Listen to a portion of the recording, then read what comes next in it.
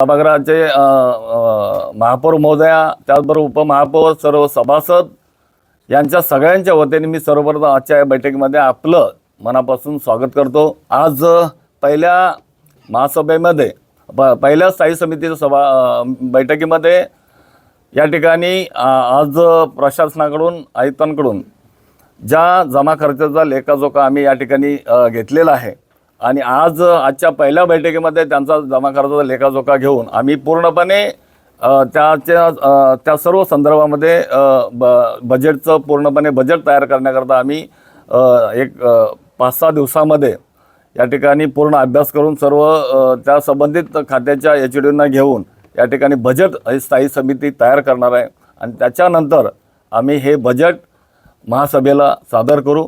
परंतु या शहराच्या भवितव्यासाठी या शहराला चांगल्या योग्य त्या ठिकाणी आपलं कामं झाली पाहिजेत, गोरगरिबांच्या तळागाळातील सर्वसामान्य नागरिकांना न्याय मिळाला पाहिजे, याकरता आम्ही हा पूर्णपणे बजेट येणाऱ्या 4-5 दिवसामध्ये तयार करू आणि तो बजेट आम्ही या ठिकाणी महासभेला सादर करू। त्या विषयासंदर्भात आज फक्त जमा खर्च आम्ही या ठिकाणी सादर करून घेतलेला आहे। दुसरा कुठला विषय होता? या ठिकाणी दुसरा विषय हा आदरणीय सभागृह नेते सागरजी नाईक साहेबांच्या माध्यमातून या ठिकाणी जो विषय आलेला होता महाराष्ट्र महानगरपालिका अधिनियम 1949 चे कलम 465(1) ते ल अन्वये नवी मुंबई महानगरपालिका सेवा विनियम 2026 तयार करून मंजुरी घेण्याकरता सभागृह नेते साहेबांनी या ठिकाणी मांडलेला आहे। या संदर्भात सुद्धा आम्ही पूर्णपणे या शहराच्या दृष्टिकोनातून जे आपले काही अधिकारी आहेत, जे चांगले अधिकारी काम करत आहेत, त्यामुळं या सर्व विषयाचा सुद्धा आम्ही या ठिकाणी हा विषय आजचा मंजूर करून आम्ही नक्कीच लवकर येणाऱ्या महासभेमध्ये तो सादर करणार आहे।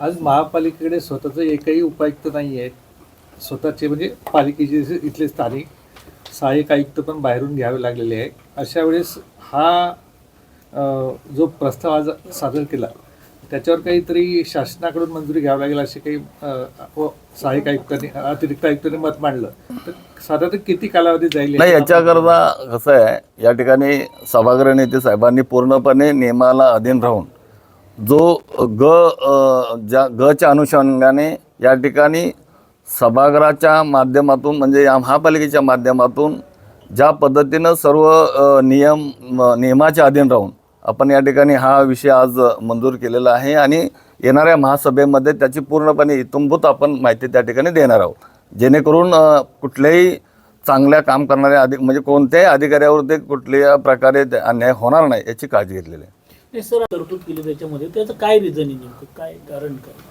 तरतूद राज्य शासनाने हा विषय केलेला असला तरी सुद्धा आपण आज मी आत्ताच सांगितल्याप्रमाणे ज्या पद्धतीनं सभागृह नेते साहेबांनी गच्या अन्वये म्हणजे गच्या अधीन राहून आपण या ठिकाणी हा विषय या ठिकाणी मंजूर केलेला आहे, याची पूर्णपणे महासभेमध्ये याची मंजुरी घेऊन तो त्या पद्धतीने आपण अंमलात आणू। आता सभागृह नेते सरांनी सांगितलं की आपल्याकडे कार्यक्षम जे अनुभवी अधिकारी त्यांना थांबवण्यासाठी आपण ते 2 वर्ष वाढवतोय। तर मला एक विचारायचं होतं की म्हणजे आपली महापालिका जवळजवळ 25 वर्षापूर्वी महापालिकेच्या नियमानुसार महापालिकेकडे ज्या पद्धतीनं पूर्ण दिलेलं आहे त्या अधिकाराचा पूर्णपणे आपण या ठिकाणी यावेळेला पूर्ण अधिकार महापालिका अस्तित्वात आली तेव्हापासून आपली दुसरी फळीची ज्या अधिकारी तयार करण्यास आपण कमी पडलो का, म्हणून आपल्याला आता ही गरज पडते का हे कार्यक्षम अधिकारी त्यांना थांबवावं लागतंय, दुसऱ्या फळीचे अधिकारी तयारच नाही झाले आपल्याकडे? दुसऱ्या फळीतील कर्मचाऱ्यांना अधिकाऱ्यांना पदोन्नती न देऊन त्यांना संधी दिली गेली नाही का? नाही, असं नाही, आपण प्रत्येक अधिकाऱ्याला संधी देतोय, परंतु आता आपण या ज्या पद्धतीने महापालिकेचे सर्व जे अधिकार आहेत अधिनियमच्या अधीन राहून आपण सर्व या ठिकाणी येणाऱ्या सर्व चांगल्या कर्मचाऱ्यांना चांगल्या अधिकाऱ्यांना या ठिकाणी काम करण्याची संधी मिळणारच आहे। परंतु आज याच्या पाठीमागचं जे काय झालं, परंतु आपल्याला यावेळेला पूर्णपणे आपल्या या नियमाच्या अधीन राहून आपल्याला या ठिकाणी सर्व अधिकाऱ्यांना न्याय देण्याचं काम आपण या ठिकाणी करतोय। इतिवृत्तात म्हणजे तेच मी आता म्हटलं ना, मिनट्स मध्ये येऊ नका, ते काढून टाकण्यात का तर मी देखील स्थायी समितीचे सदस्य आहे ना, मलाही अधिकार आहे. त्यामुळे मी त्यांना सांगितलं की मी जे बोलते ते सगळं मिनिट्स मध्ये नमूद करण्यात यावं, इतिवृत्तामध्ये नमूद करण्यात यावं.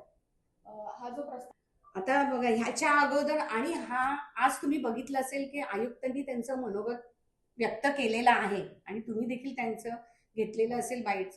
पण त्यांनी काय सांगितलेलं आहे की हा राज्य शासनावर आपण जे प्रशासन आता तुम्ही तयार कराल समिती, ती राज्य शासनाकडे जाणारच आहे. म्हणजे ह्यांना कुठेतरी शासन प्रशासन न करता स्वतःच्याच मनमानीचा कारभार इथे करायचा आहे असं मला कुठेतरी दिसून येत आहे. कारण जर आयुक्तच नसतील तर मग त्या सभेला अर्थ काय?